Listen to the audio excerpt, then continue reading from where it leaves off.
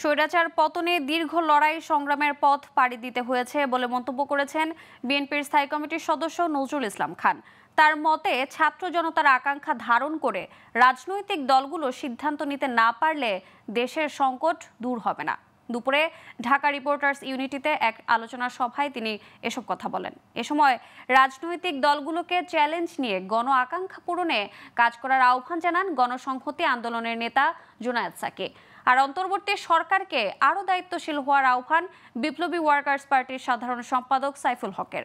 বিস্তারিত আলাউদ্দিন আলাজাদের প্রতিবেদনে।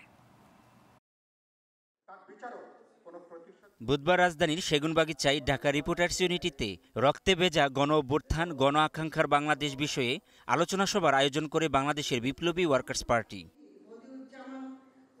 এ সময় বিপ্লবী ওয়ার্কার্স পার্টির সাধারণ সম্পাদক সাইফুল হক বলেন, বর্তমান অন্তর্বর্তী সরকারকে আরও দায়িত্বশীল ভূমিকা নিয়ে কাজ করতে হবে। আর গণসংহতি আন্দোলনের প্রধান সমন্বয়কারী জুনায়েদ সাকি জানান, প্রত্যেক সরকারের আমলেই দুর্নীতি হয়েছে।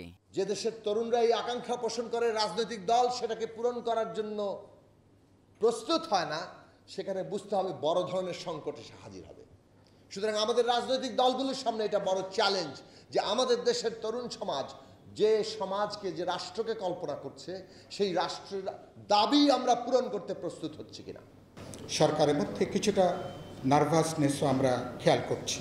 তাদেরকে অনুরোধ করব বিনয়ী হবার জন্য, তাদেরকে অনুরোধ করব তারা আরও বেশি সংবেদনশীল হবেন, আরও বেশি সতর্ক হবেন এবং আরও বেশি দায়িত্বশীল ভূমিকা পালন করবেন।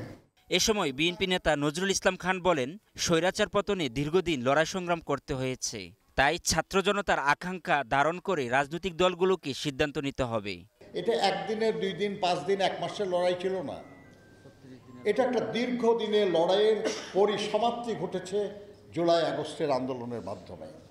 আমাদেরকে রাজনৈতিক কর্মী হিসাবে এই সিদ্ধান্ত নিতে হবে যে তাদের যে লড়াই, সেই লড়াইয়ের মূল আকাঙ্ক্ষাটাকে যেন আমরা ধারণ করতে পারি।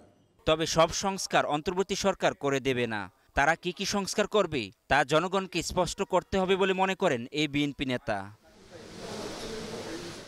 Alauddin Alazad, global television, Dhaka.